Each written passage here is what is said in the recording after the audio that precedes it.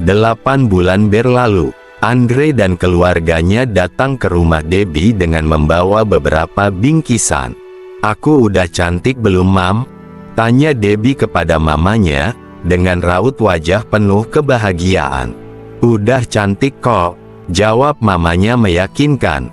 Tiba-tiba Bimin, pembantu di rumah Debbie, masuk ke kamar. "Ada apa, Bi?" tanya Debbie. "Anu non, Mas Andre sudah datang," jawab Bimin.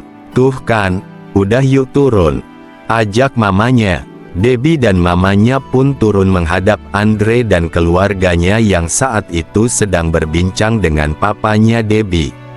"Baik, sebelumnya izinkan saya memperkenalkan diri terlebih dahulu. Nama saya adalah Suhartono. Saya adalah paman dari Nak Andre. Di sini saya selaku penyambung lidah bagi keluarga Nak Andre. Kedatangan kami ke sini itu tentu bukan tanpa maksud. Dan maksud kami sekeluarga kemari hari ini tentunya untuk mengikat putri Bapak, Nak Debbie, dengan sebuah acara pertunangan." Terangnya, keluarga Debbie tentu saja sangat menyambut maksud baik tersebut. Malam itu pun acara pertunangan yang sederhana telah berhasil dilangsungkan di rumah Debbie. Keluarga Debbie dan keluarga Andre pun sudah memutuskan bahwa pernikahan Debbie dan Andre akan dilaksanakan 5 bulan kemudian.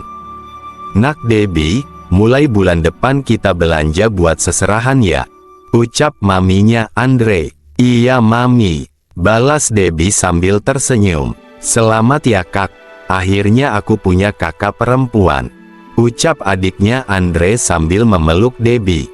"Iya Zar, kakak juga seneng bakal punya adik perempuan kayak kamu," balas Debbie. Sedangkan di pojok ruang tamu nampak papanya Debbie dan papanya Andre sedang berbincang. "Silahkan diminum kopinya Pak Doni," ucap papanya Debbie. "Iya Pak, saya tuh sebenarnya lagi ngurangin kopi," balasnya. "Kenapa Pak kok sampai dikurangi segala?" "Anu sakit lambung saya tuh beberapa hari ini lagi sering kumat." "Oalah, coba minum obat China gitu Pak, yang khusus buat sakit lambung. Sama atur pola makan, saya juga awalnya parah tapi sekarang udah agak baikan." "Oh ya, baik Pak, nanti saya cobain." Di sofa ruang tamu nampak ibunya Debbie sedang berbincang dengan maminya Andre, beserta Andre. "Nanti bulan depan Mam juga ikut ya belanja seserahan," ucap maminya Andre. "Insya Allah ya Bu," ucap mama Debbie sambil tersenyum. Malam itu pun berakhir dengan begitu membahagiakan bagi Debbie dan Andre beserta masing-masing keluarganya. Keluarga Andre sudah sangat menyayangi Debbie dan memperlakukan Debbie sebagaimana layaknya anak sendiri.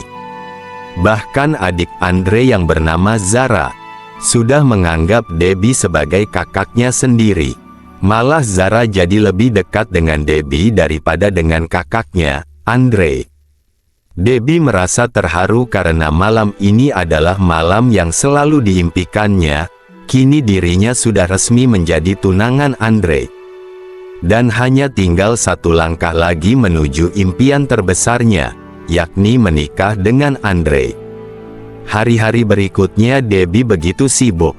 Ia disibukkan dengan pencariannya dalam memilih wok, mua, fotografer dan catering yang sekiranya cocok untuk hari pernikahannya nanti.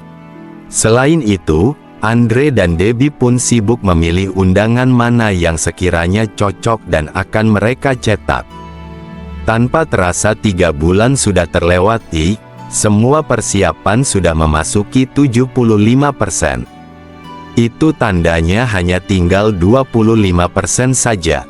Debbie merebahkan dirinya di kasur, karena hari ini begitu melelahkan baginya. Seharian ini ia sangat sibuk kesana kemari. Tiba-tiba handphonenya berbunyi, lantas ia pun mengambil handphonenya.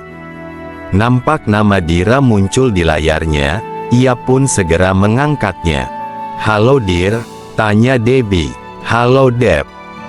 "Dir, Kamu tahu gak, persiapan pernikahan aku tinggal 25% lagi.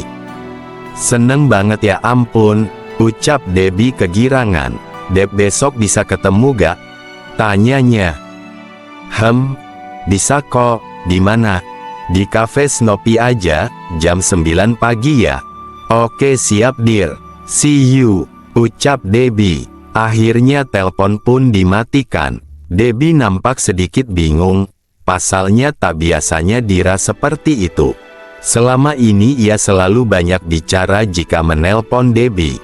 Mungkin lagi ada masalah lagi sama keluarganya, pikir Debbie. Keesokan harinya Debbie telah sampai di tempat yang dimaksud oleh Dira.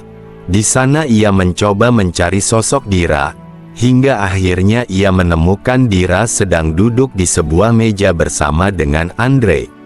Debbie pun menghampirinya. Dre, tanyanya agak kaget. Mereka berdua pun menoleh ke arah Debbie. Duduk dulu Deb, ucap Dira. Kamu undang Andre juga? Tanya Debbie. Dira dan Andre sesaat berpandangan dan lebih memilih untuk tidak menjawab pertanyaan Debbie. Jadi begini Deb, maksud aku undang kamu ke sini adalah aku mau ngasih tahu kalau sekarang aku, ucap Dira lalu menghentikan ucapannya. Sekarang kamu kenapa? Tanya Debbie yang agak bingung. Sekarang aku hamil anak Andre. Dan udah jalan 4 bulan. Debbie terbelalak mendengar ucapan Dira. Ia merasa sedang disambar petir. Bener ini Dre? Tanya Debbie. Andre pun hanya mengangguk lemas. Gila, gumamnya. Kok bisa sih Dre? Mereka berdua hanya diam. Sejak kapan kalian kayak gini Tanya Debbie sambil meremas rambutnya. Air mata meleleh di pipinya. Sesetahun lalu, jawab Dira. Kok tega banget sih Dir? Tanya Debbie. Maafin aku. Brengsek kalian berdua, ucap Debbie.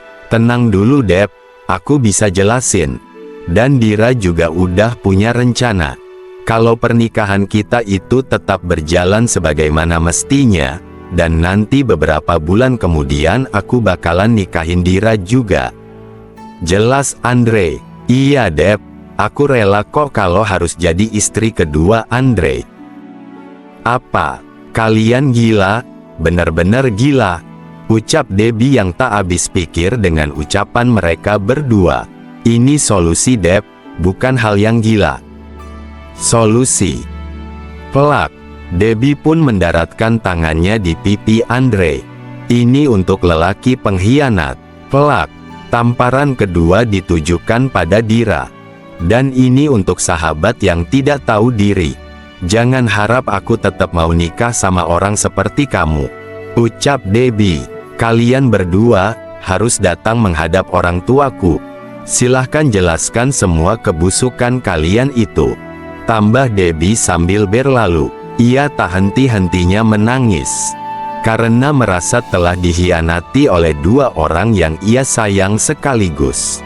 Debbie mencoba menceritakan pada orang tuanya dan juga menceritakan pada orang tua Andre. Orang tua Debbie, terutama papanya, begitu murka. Bahkan saat Andre dan Dira datang untuk menjelaskan, Andre mendapatkan tamparan dari ayah Debbie. Saya sudah percayakan anak saya kepada kamu Andre. Tapi dengan seenaknya kamu memperlakukan anak saya begini. Dan kamu Dira, kamu sangat tidak tahu malu. Keluar kalian berdua dari rumah saya. Usir papa Debbie. Mereka berdua pun pergi. Maafin Debbie ya pap. Mam, udah bikin kalian berdua malu, isak Debbie sambil memeluk kedua orang tuanya. Nggak apa sayang, ini bukan salah kamu nak, ucap papa Debbie yang juga berurai air mata sambil mencium kepala anaknya tersebut. Dasar anak kurang ajar kamu, pergi dari sini, sudah bikin malu keluarga, mulai sekarang jangan muncul di rumah ini lagi, usir papinya Andre. Andre sudah menyakiti hati banyak orang, terutama hati kedua orang tuanya. Ia sudah begitu mengecewakan semua orang-orang yang semula menyayanginya.